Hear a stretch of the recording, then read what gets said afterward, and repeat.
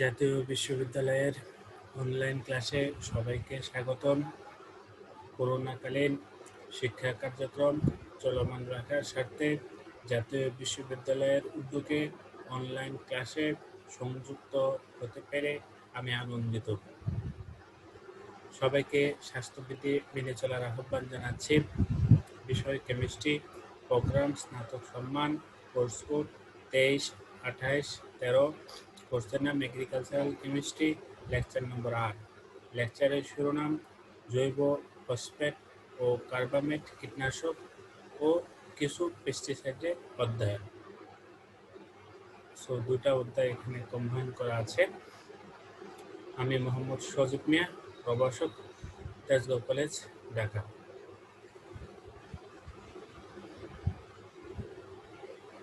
জৈব ফসফেট কীটনাশক। ফসফরাস অথবা ফসফরাস ও সালফার পরমাণু বিশিষ্ট যেসব কীটনাশক কীটপতঙ্গ অন্যান্য জীবের উপর বিষক্রিয়া প্রদর্শন করে তাদেরকে জৈব ফসফেট কীটনাশক বলে, যেমন প্যারাথিয়ন, ম্যালাথিয়ন। আমরা জৈব ফসফেট কীটনাশকের ব্যবহারের কারণ আমরা জানি। আগের ক্লাসে আমরা জেনেছি যে জৈব ক্লোরিন কীটনাশক সমূহ বায়োডিগ্রেডেবল নয়। এদের অন্যান্য রূপান্তর প্রক্রিয়ায় রূপান্তর না ঘটার কারণে খাদ্য শৃঙ্খলে জৈব ক্লোরিন কীটনাশক সমূহ প্রাণীদেহে ক্রমপুঞ্জীভূত হয়ে দীর্ঘমেয়াদী বিষক্রিয়ার সৃষ্টি করে। এজন্য বিশ্বব্যাপী এসব কীটনাশক নিষিদ্ধ করা হয়। বিজ্ঞানীগণ আধুনিক কীটনাশক আবিষ্কারের জন্য চেষ্টা করেন। আবিষ্কার যেগুলো সহজেই পরিবেশের জন্য নষ্ট হয়, ধ্বংসপ্রাপ্ত হয় এবং পরিবেশে জমা থাকবে না, যেগুলো বায়োডিগ্রেডেবল হবে।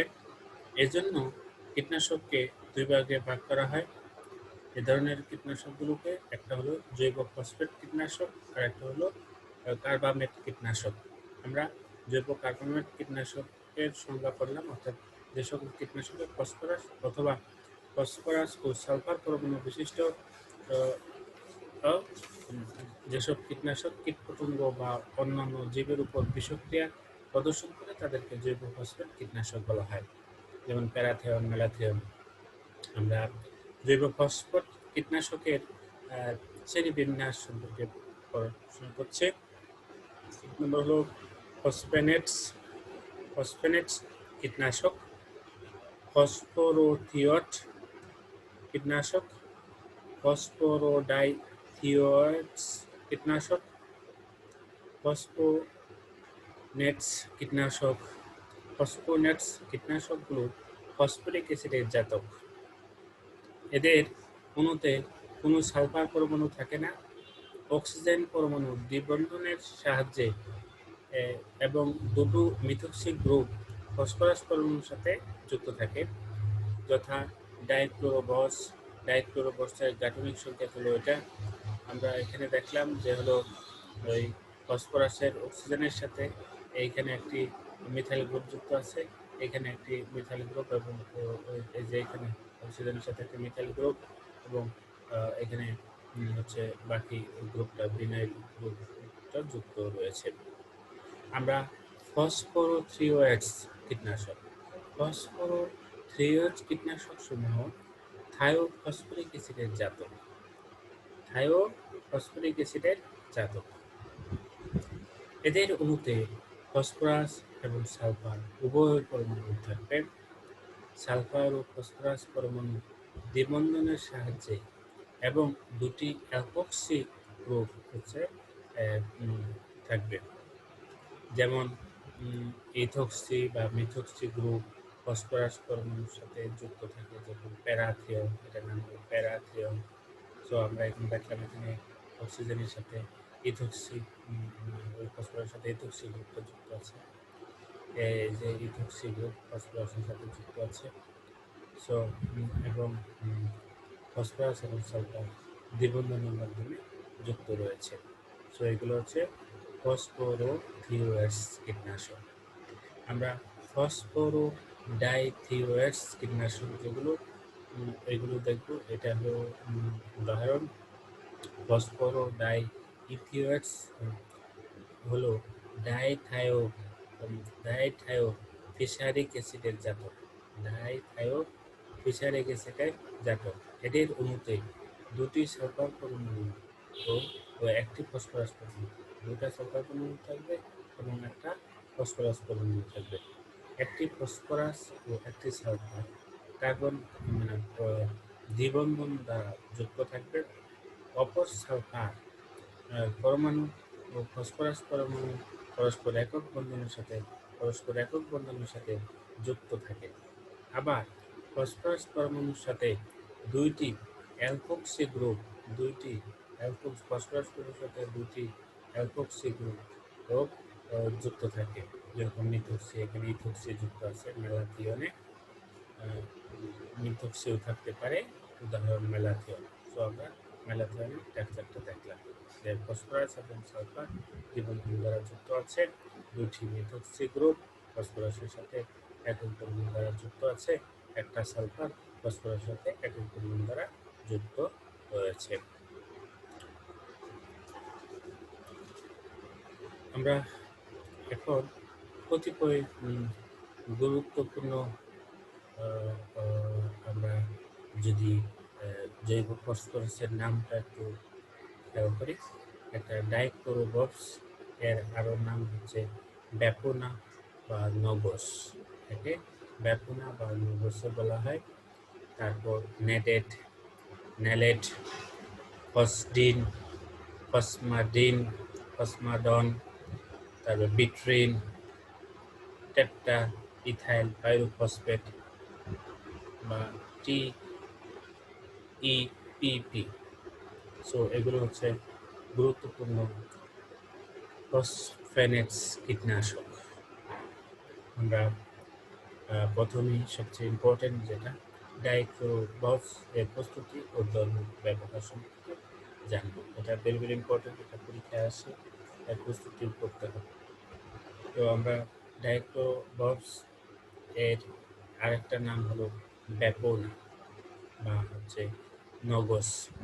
তো এটার গাঠনিক সংযোগ হলো এখানে কার্বন এবং অক্সিজেন দ্বিবন্ধনের সাথে একটা যুক্ত আছে এবং একটা ফসফরাস কার্বন অক্সিজেনের সাথে ফসফরাস মিথক্সি গ্রুপ, এখানে আরেকটি মিথক্সি গ্রুপ যুক্ত রয়েছে এবং ফসফরাস আরেকটা অক্সিজেনের সাথে এখানে গ্রুপ যুক্ত রয়েছে, ডাইক্লোরোফিনাইল গ্রুপ যুক্ত রয়েছে। সো আমরা যে বিষয়টা এখান থেকে লক্ষ্য করছি যে এটা ফসফরিক অ্যাসিডের যে জাতক। আমরা ওকে যদি সিনথেসিস করি তাহলে নিম্ন তাপমাত্রায় টাইমিথাইল ফসফাইড, নিম্ন তাপমাত্রায় টাইমিথাইল ফসফাইডকে যদি আমরা ক্লোরালের সাথে পরস্পর বিক্রিয়া করাই, ক্লোরাল এবং টাইমিথাইল ফসফাইড পরস্পর বিক্রিয়া করে পরস্পর বিক্রিয়া করে হচ্ছে ডাইক্লোরস তৈরি করে। তো এই ক্ষেত্রে দ্রাবক হিসেবে বেনজিনের সদৃশ দ্রাবক ব্যবহার করা হয়। সো এটা হলো ডাইক্লোরোবস। এর ধর্ম হলো ডাইক্লোরোবস বর্ণহীন তরল পদার্থ। এর স্ফুটনাঙ্ক হচ্ছে 74°C এবং জৈব দ্রাবকে দ্রবণীয় এবং পানিতে সামান্য পরিমাণে হচ্ছে এই ডাইক্লোরোবস দ্রবণীয়। ব্যবহার কীটপতঙ্গ বিশেষ করে মশা মাছি নিধনে এটি বেশ কার্যকরী। উদ্বায়ী হওয়াতে ডাইক্লোরোবস ধূপদানিতে ব্যবহার করা যায়। ডাইক্লোরোবস পাকস্থলীর জন্য বিষাক্ত, অর্থাৎ এটা স্টোমাক পয়জন এবং এর এলডিপিপি লেথাল ডোজ 50 হচ্ছে 25 মিলিগ্রাম পার কেজি। ইঁদুরের ক্ষেত্রে লেথাল ডোজ 50 হচ্ছে 25 মিলিগ্রাম পার কেজি।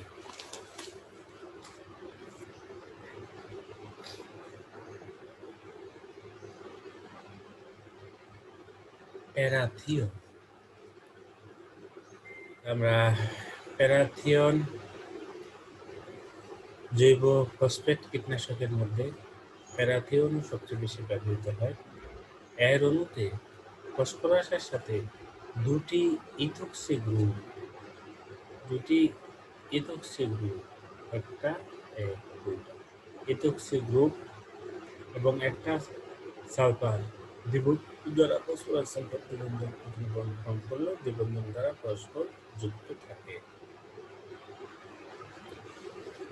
প্রস্তুতি: ডাইইথাইল ক্লোরোথায়োফসফেট, ডাইইথাইল ক্লোরোথায়োফসফেট, এটা ডাইইথাইল ক্লোরোথায়োফসফেট এটি, এবং প্যারানাইট্রোফেনেলের সোডিয়াম লবণ, প্যারানাইট্রোফেনেলের সোডিয়াম লবণ পরস্পর বিক্রিয়া করে, অর্থাৎ এই ক্লোরিন আর এই সোডিয়াম আর এই ক্লোরিন পরস্পরে সোডিয়াম ক্লোরাইড তৈরি করলো, আর এই অক্সিজেনের সাথে এই ফসফরাস বন্ধ করলো। So parathion. ধরুন, প্যারাথিয়ন একটি উদ্বায়ী ভোলাটাইল তরল পদার্থ। এটি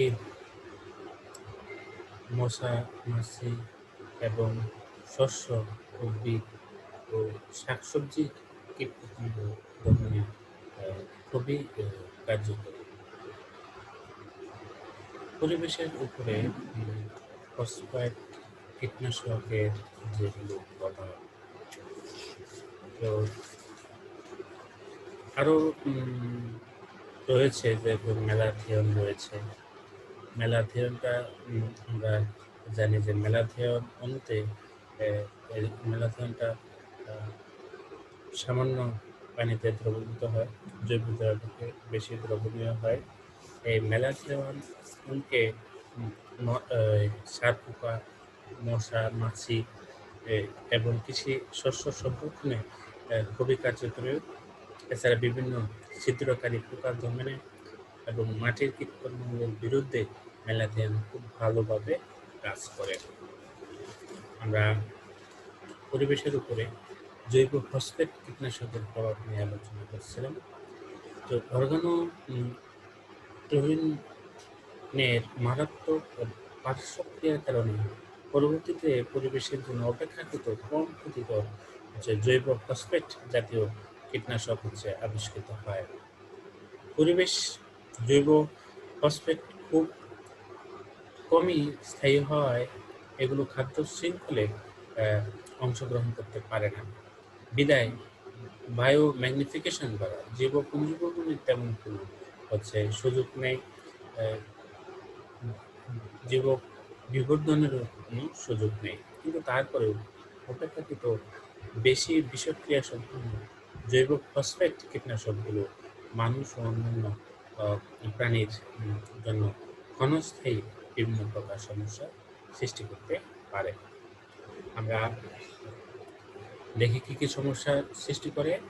1 নাম্বার হলো জৈব ফসফেট কীটনাশকের বিষক্রিয়া তুলনামূলকভাবে বেশি হওয়ায় এগুলো ব্যবহারে অবাঞ্ছিত ও অনিষ্টকর পোকামাকড় দমন হলেও পাশাপাশি অনেক উপকারী কীটপতঙ্গ যেমন মৌমাছি আক্রান্ত হতে পারে। জৈব ফসফেট সমূহ উদ্বায়ী পদার্থ হওয়ায়, ভোলাটাইল হওয়ায় সহজে বাষ্প আকারে শ্বাসক্রিয়ার মাধ্যমে এটি মানুষের শরীরে প্রবেশ করে। মাথা ধরা, ঘুম ভাব এবং বেশি আক্রান্ত হলে এটি জ্ঞানও হারাতে পারে। সামান্য পরিমাণে গ্রহণে পাখি ও অন্যান্য উপকারী প্রাণী মৃত্যুবরণ করতে পারে। দুর্ঘটনাজনিত কারণে সামান্য গলাধঃকরণ করলে মৃত্যু পর্যন্ত হতে পারে। কেন্দ্রীয় ও বাহ্যিক স্নায়ুতন্ত্র আক্রান্ত হতে পারে। কৃষিক্ষেত্রে কাছাকাছি জলাশয়ে জলজ প্রাণীসমূহের উপরও ক্ষতিকর প্রভাব পড়তে পারে। এই ধরনের কীটনাশকের কারণে চোখের রেটিনা অকার্যকর হয়ে পড়তে পারে।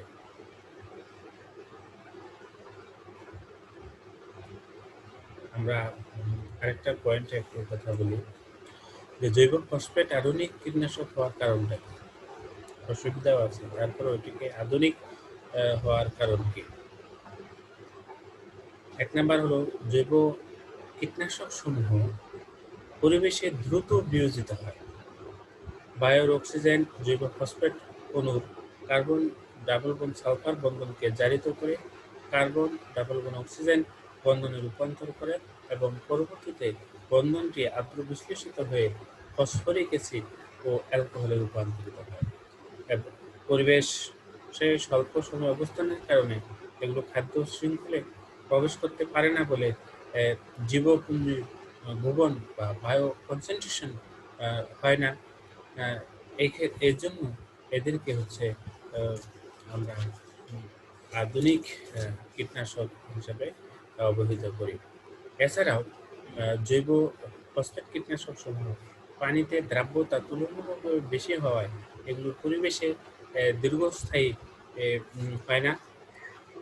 জৈব ফসফেট কীটনাশক অধিক বিষক্রিয়া সম্পূর্ণ হলেও মানুষ ও অন্যান্য প্রাণীর তুলনায় এগুলো মানুষের উপরে বিষক্রিয়া স্থায়িত্ব কম হয়। আর এগুলো নার্ভ কোষে জাতীয় কীটনাশক পঞ্জীভূত হলেও অল্প সময়ের মধ্যে তা আবার অপসারিত হয়ে যায়। এ ধরনের কীটনাশক সুনির্দিষ্ট কীটের উপর ক্রিয়া করে, অর্থাৎ সংকীর্ণ পরিসরে কীটনাশক ব্যবহার হয় বলে অনেক সুবিধাজনক। আমরা দেখব জৈব ক্লোরিন, অর্গানোক্লোরিন ও অর্গানোফসফেট কীটনাশকের মধ্যে পার্থক্য। অর্গানোক্লোরিন কীটনাশক হলো এ ধরনের কীটনাশকের মধ্যে ক্লোরিনটা হলো অ্যাক্টিভ উপাদান, সক্রিয় উপাদান। আর আমরা যদি জৈব ফসফেট অর্গানোফসফেট কীটনাশকের ক্ষেত্রে ফসফরাসটা হলো সক্রিয় উপাদান। আমরা এখানে দেখানো হলো ক্লোরিন, যেরকম উদাহরণ ডিডিটির ক্ষেত্রে, আর ডাইক্লোরোফসের ক্ষেত্রে এক্ষেত্রে সক্রিয় উপাদান হলো ফসফরাস। অর্গানোক্লোরিন কীটনাশক সমূহের কীটপতঙ্গের স্নায়ুতন্ত্রের বাইরে অবস্থিত চর্বিজাত মেমব্রেনে দ্রবীভূত হয়ে তন্ত্রের ভিতরে এবং বাইরে আয়নসমূহ সোডিয়াম আয়ন বা পটাশিয়াম আয়ন প্রভৃতির পরিবহনে বাধাগ্রস্ত করে। এর ফলে স্নায়ুতন্ত্র অকার্যকর হয়ে পড়ে, এক পর্যায়ে পতঙ্গ মৃত্যুবরণ করে। কিন্তু জৈব ফসফেট কীটনাশক সমূহ পতঙ্গের পেশি সংকোচন ও প্রসারণে ব্যবহৃত স্নায়ু সঞ্চালক নিউরোট্রান্সমিটার হিসেবে যে হরমোনটি কাজ করে তা জৈব ফসফেট কীটনাশকের প্রভাবে নষ্ট হয়ে যায়। এর ফলে কীট পতঙ্গের ডানা ও পাখা অবশ হয়ে পড়ে এবং শেষে শ্বসন ব্যাহত হওয়ায় মৃত্যুবরণ করে। এ ধরনের কীটনাশক অর্গানোক্লোরিন কীটনাশক একই সাথে অনেক প্রজাতির কীটের উপর ক্রিয়াশীল, অর্থাৎ এদের বিস্তৃত পরিসরে কীটনাশক বলা হয়। অন্যদিকে জৈব ফসফেট কীটনাশক সমূহ সুনির্দিষ্ট কীটের উপর ক্রিয়া করে, এর জন্য এদেরকে সংকীর্ণ পরিসরের কীটনাশক বলা হয়। পরিবেশে এই ধরনের অর্গানোক্লোরিন কীটনাশক সমূহ খুবই স্থিতিশীল এবং সহজে রূপান্তরিত বা ধ্বংস হয় না, অর্থাৎ নন ডিগ্রেডেবল, এবং কিছু ক্ষেত্রে রূপান্তরিত হলেও আরও বেশি বিষাক্ত পদার্থ উৎপাদন করে। আমরা দেখছিলাম যে ডিডিটি থেকে ডিডিই তৈরি, এটি আরও বেশি বিষাক্ত হিসেবে কাজ করে। পরিবেশে জৈব ফসফেট কীটনাশক সমূহ কোনো দীর্ঘস্থায়ী নয়। জারণ আদ্র বিশ্লেষণের মাধ্যমে দূষণ ক্ষমতা কমে যায়, দূষণ ক্ষমতাহীন হয়ে যায়। এগুলো অ্যালকোহল এবং ফসফরিক অ্যাসিডে রূপান্তরিত হয়। এই ধরনের কীটনাশক সমূহের জৈব ফসফেট কীটনাশক সমূহের LD50 ভ্যালুর মান বেশি, অর্থাৎ বিষাক্ততা কম, কিন্তু জৈব ফসফেট কীটনাশকের LD50 ভ্যালুর মান কম ফলে বিষাক্ততার মান খুব বেশি। আমরা টক্সিসিটি চ্যাপ্টারে দেখছিলাম যে এলডিটির ভ্যালু মান যত বেশি হবে তার টক্সিসিটি কম হবে, আর এলডিটির ভ্যালু মান যত কম হবে তার টক্সিসিটি তত বেশি হবে। এটা আমরা পড়াশোনা করেছি। জৈব ফসফেট কীটনাশকের সুবিধা ও অসুবিধা। জৈব ফসফেট কীটনাশকের সুবিধা আপদ মানে পেস্ট দমনে অল্প পরিমাণ কীটনাশক প্রয়োজন হয়, যেহেতু এটা বিষক্রিয়তা বেশি। এটি ব্যবহারে অতি দ্রুত ফলাফল পাওয়া যায়। জৈব ফসফেট কীটনাশক সমূহ খাদ্য শৃঙ্খলে অংশগ্রহণ করে না, এটা একটা বড় প্লাস পয়েন্ট। এ ধরনের কীটনাশক পানিতে দ্রবীভূত হয়, ফলে এরা পরিবেশে দীর্ঘস্থায়ী হতে পারে না। এরা প্রাণী কলায় তাড়াতাড়ি বিশ্লেষিত হয়, অ্যাবজর্ব হয়ে অবিষাক্ত পদার্থ নন টক্সিক ম্যাটেরিয়ালে মেটাবলাইটে পরিণত হয় এবং নিষ্কান্ত হয়ে যায়, বের হয়ে যায়, প্রসারিত হয়ে যায়। এদের তাড়াতাড়ি উদ্বায়ী হওয়ার কারণে কীটনাশক শস্য কাটার কিছুদিন পূর্বে ব্যবহার করা যায়, শস্য কাটার তোলার কিছুদিন আগে ব্যবহার করা যায়। সো এটা বিষক্রিয়া নষ্ট হয়ে যায়। সো পরে ফসলের ভিতরে আর বিষক্রিয়া থাকে না। জৈব ফসফেট কীটনাশকের কিছু অসুবিধা রয়েছে। এক নম্বর, তীব্র বিষসম্পন্ন, খুবই হাইলি টক্সিক। এগুলো তীব্র বিষসম্পন্ন। এই বিষ পরিবেশের জন্য ক্ষতিকারক এবং এরা আপদের সাথে সাথে উপকারী কীটপতঙ্গ মেরে ফেলে। এগুলো অত্যন্ত সতর্কতার সাথে ব্যবহার করতে হয়, কারণ এরা ত্বক বা শ্বাসক্রিয়ার মাধ্যমে দেহে ঢুকে বিষক্রিয়া সৃষ্টি করতে পারে। এরা মেরুদণ্ডী ও অমেরুদণ্ডী প্রাণীর স্নায়ুতন্ত্রকে, নার্ভাস সিস্টেমকে মারাত্মকভাবে ক্ষতি করে থাকে।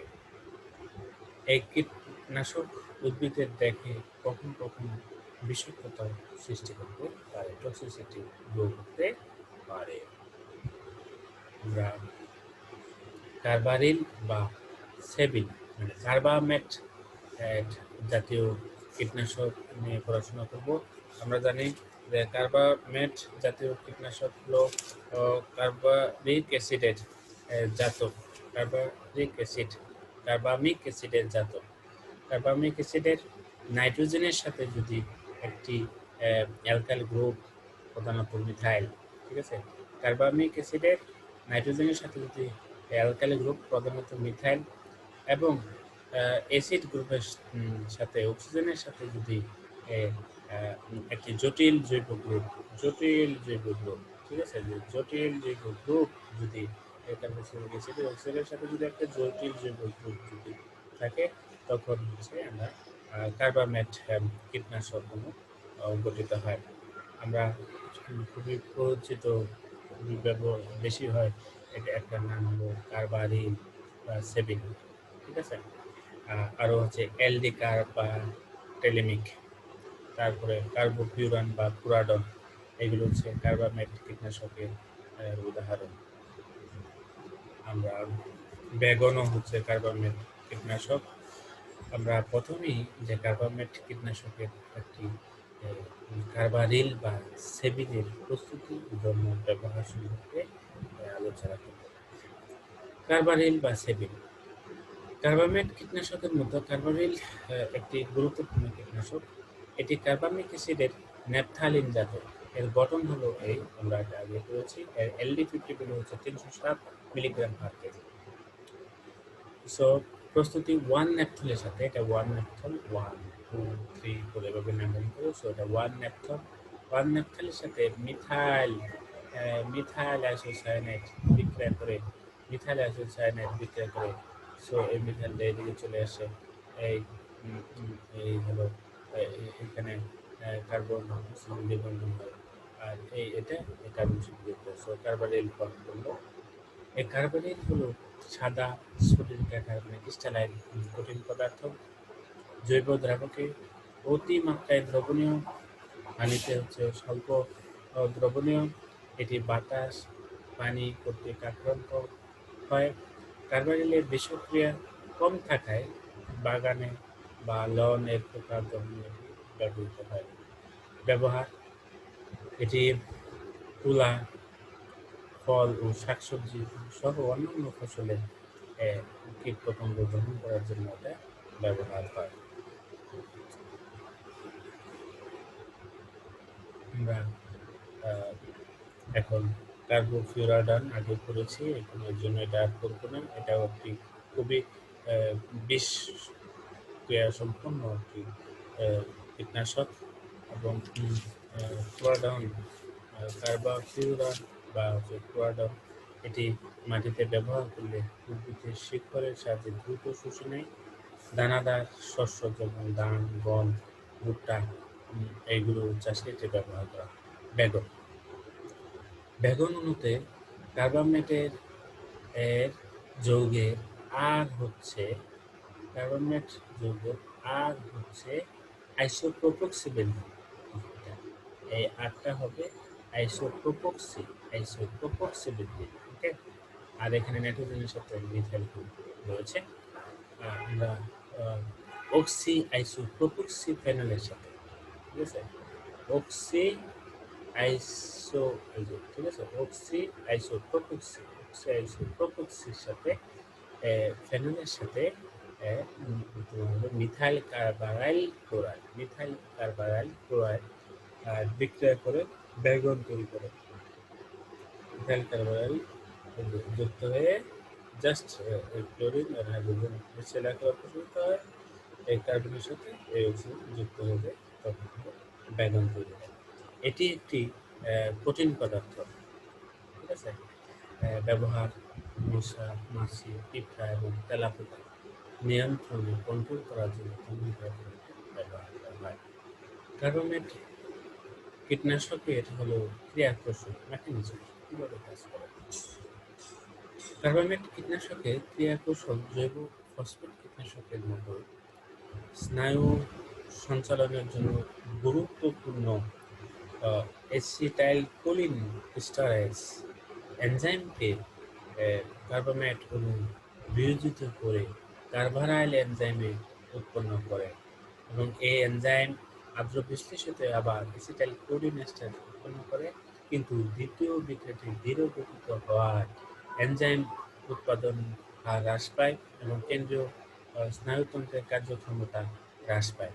ফলে পতঙ্গের পেশি, বিশেষ করে পাখা সঞ্চালন বন্ধ হয়ে পঙ্গু হয়ে যায়।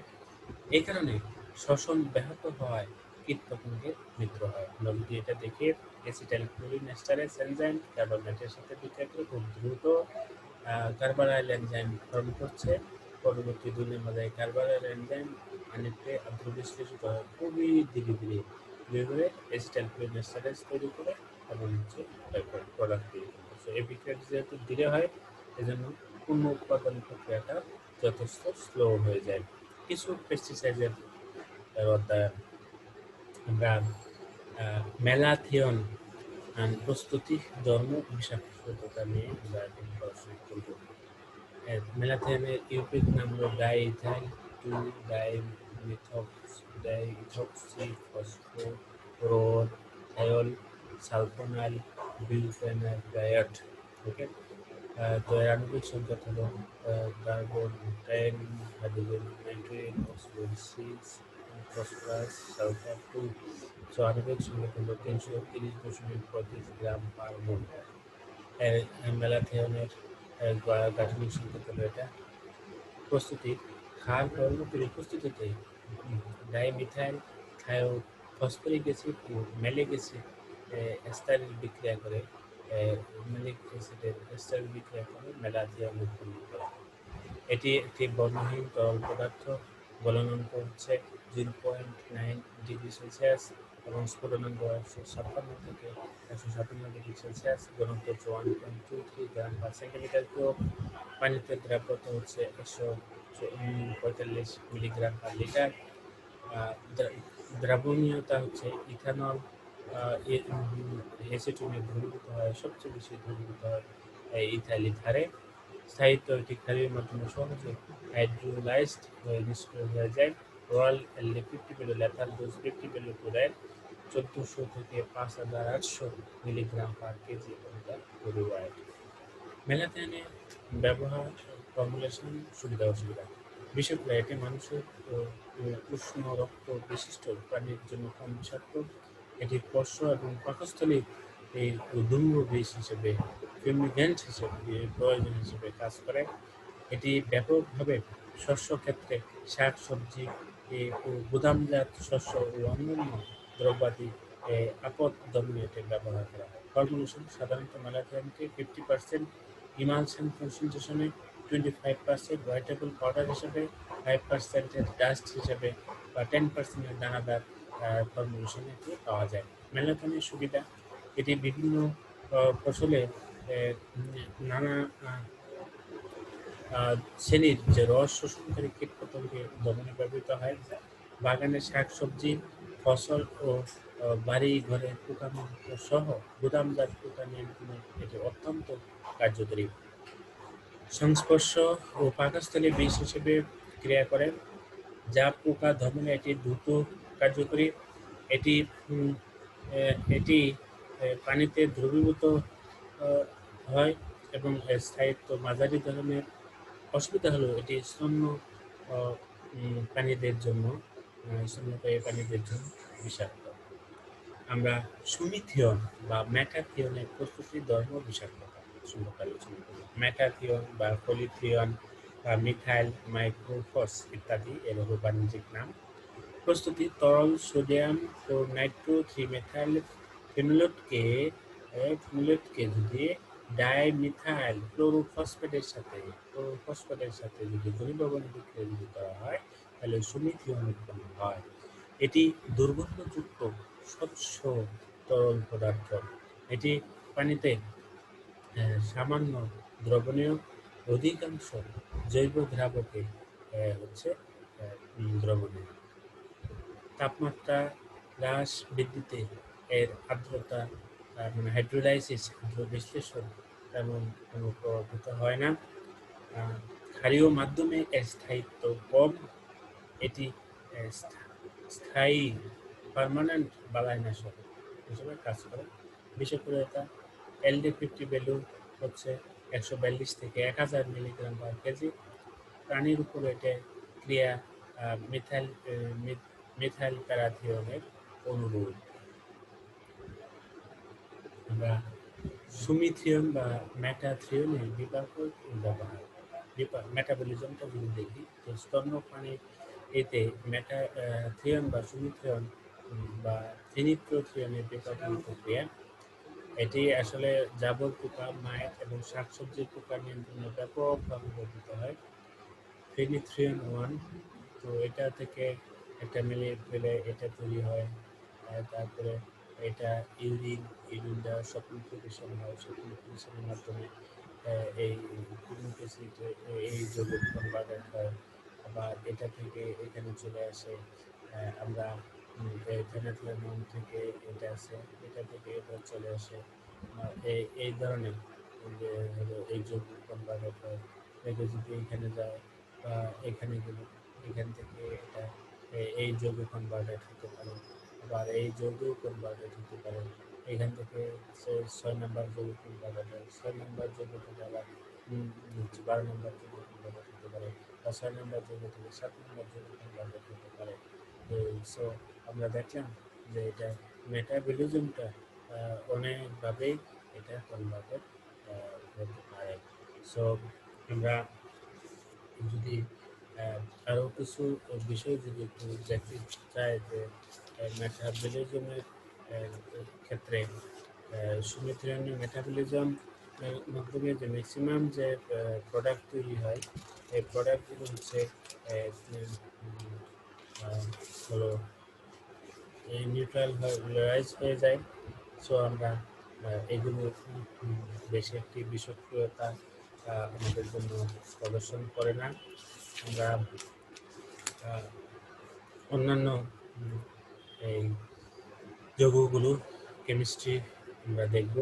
তো আজকে আমরা এই ক্লাসে যে যৌগগুলো করলাম এর মধ্যে আরও কিছু যৌগ আমাদের বাকি রয়ে গেছে। আমরা মিথাইল প্যারাথিয়ন, এটা যদিও আগের ক্লাসে করেছিলাম, তারপরেও হচ্ছে এটা আমরা আবার পড়ব। এখানে দেখব যে এই কিছু পেস্টিসাইডের মধ্যে আলোচনার মধ্যে একটা বিষয় বলার প্রয়োজন রয়েছে। ব্যবহারকারী কোনো কীটনাশক সমূহে জীববাহন তথা অন্যান্য ধ্বংসপ্রাপ্ত হওয়ার বা রূপান্তর না হওয়ার কারণে তা খাদ্য শৃঙ্খলের মধ্যে জমা হয়, এটা আমরা আগেও দেখেছি। তো ফলে প্রাণীদেহে ক্রমপুঞ্জীভূত হওয়ার কারণে দীর্ঘমেয়াদী বিষক্রিয়াতার সৃষ্টি করে। এজন্য বিশ্বব্যাপী এসব কীটনাশকের ব্যবহার নিষিদ্ধ হওয়ার পর বিজ্ঞানীগণ যে আধুনিক যে কীটনাশক আবিষ্কার করে সচেষ্ট হন, সেগুলো সহজেই যাতে পরিবেশের মধ্যে ধ্বংসপ্রাপ্ত হয়, রূপান্তর হয়, এগুলোর জন্য এরূপ রূপান্তরযোগ্য কীটনাশকের মধ্যে দুই প্রকার কীটনাশক উল্লেখযোগ্য ছিল। একটা হলো জৈব ফসফেট কীটনাশক, আর একটা হলো কার্বামেট কীটনাশক। এই দুই প্রকার জৈব কীটনাশকের মধ্যে উল্লেখযোগ্য একটি কীটনাশক বা বালাইনাশক হচ্ছে আমরা কিছু পেস্টিসাইড রাসায়নিকের মাধ্যমে আমরা আলোচনা করব। আলোচনা এটা চলছে, আশা করছি আমরা আরও একটি ক্লাস আমাদের এই চ্যাপ্টারের উপরে নিতে হবে। আমরা অর্গানো যে প্রশ্নগুলো পড়লাম, এটা হলো যে কেন অর্গানো ক্লোরিন অপেক্ষা অর্গানো ফসফেট কীটনাশক অধিক উন্নত, এই প্রশ্ন আমরা করেছি। জৈব ফসফরাস কীটনাশক কাকে বলে, এটা আমরা করেছি। যে আপদনাশক হিসেবে অর্গানো ক্লোরিন হতে অর্গানো ফসফেট কেন উন্নত হিসেবে গণ্য করা হয়, এটা 2016 সালে যে প্রশ্নটা এসেছিল। প্রিয় শিক্ষার্থীবৃন্দ, জৈব ফসফেট কীটনাশকের শ্রেণীবিন্যাস সম্পর্কে আমরা আলোচনা করেছি। তো জৈব ফসফরাস কীটনাশক যে কীটনাশকের ক্রিয়া কৌশল সম্পর্কে আমরা আলোচনা করেছি। আমরা কার্বামেট পেস্টিসাইড কাকে বলে, কার্বামিক অ্যাসিডের থেকে যে তৈরি হয়, এটা আমরা সংজ্ঞাটাও করেছি। কার্বাইলের ইম্প্যাক্ট নাম, প্রস্তুতি এবং ব্যবহার সম্পর্কে আমরা অধ্যয়ন করেছি। এগুলো একটু ইম্পর্টেন্ট, আশা করি যে আপনারা এগুলো বিস্তারিতভাবে পড়াশোনা করবেন। এগুলো পরীক্ষার জন্য খুবই ইম্পর্টেন্ট। আমরা আরও কিছু রয়েছে আমাদের, আমরা এগুলো করব। জৈব ফসফেট কীটনাশকের আমরা সুবিধাও করেছি এবং অসুবিধাও আমরা এগুলো করেছিলাম। তো আমরা ম্যালাথিয়নের ফর্মুলেশনও করেছিলাম এবং এর ব্যবহার এবং এটার যে বিস্তারিত আমরা করেছি। এটা ভেরি ভেরি ইম্পর্টেন্ট, আমরা সুমিথিয়নের সর্বশেষে দেখলাম সুমিথিয়নের মেটাবলিজম বা বিপাকন ক্রিয়া এবং ব্যবহার আমরা খেয়াল করেছি। সো আমাদেরকে যদি কোশ্চেনে জিজ্ঞেস করে যে মেটাফর্স কাকে বলে, আমরা বলবো যে মিথাইল প্যারাথিয়নকে মেটাফর্স বলা হয়। মিথাইল প্যারাথিয়নকে মেটাফর্স বলা হয়। থায়োফর্স কাকে বলে যদি আসে, তাহলে প্যারাথিয়নকে থায়োফর্স বলা হয়। আমরা আরেকটি করব, তো বাসোডিন, খুবই পরিচিত, ডায়াজিনেনের বাণিজ্যিক নামকে বলা হয় বাসোডিন। আমরা এই বাসোডিন সম্পর্কেও আমরা করব এবং আমরা আরও কিছু কীটনাশক ব্যবহার করব। এখানে বেশি ইম্পর্টেন্ট ম্যালাথিয়নের গাঠনিক সংকেত, ধর্ম, ব্যবহার এবং প্রস্তুতি, এটা খুবই ইম্পর্টেন্ট। ডায়াজিনেমের গাঠনিক সংকেত, ধর্ম, ব্যবহার এবং এগুলো আলোচনা করা খুবই ইম্পর্টেন্ট, এটা আমরা করবো। ডায়াজিনিনকে নিরাপদ বালাইনাশক কেন করা হয়, আমরা এটাও পড়াশোনা করব। আমরা যে প্রশ্ন করেছি যে জৈব ফসফেট কীটনাশকের অসুবিধা, এটাও করেছি। সুবিধা এটাও করেছি। কার্বোহাইড্রেটের গঠন, সংকেত, প্রস্তুতি, ধর্ম, ব্যবহার, এগুলো আমরা আলোচনা এবং করেছি। প্রিয় শিক্ষার্থীবৃন্দ, আমরা এই ক্লাসে এই পর্যন্তই রাখবো। স্বাস্থ্যবিধি মেনে আপনারা ক্লাস করবেন, স্বাস্থ্যবিধি মেনে চলবেন, এই কথা বলে এই ক্লাস এখানে সমাপ্ত ঘোষণা করছি। আমরা পরবর্তী ক্লাসে বাকি কিছু পেস্টিসাইডের অধ্যায়ন, এগুলো আমরা আলোচনা করব।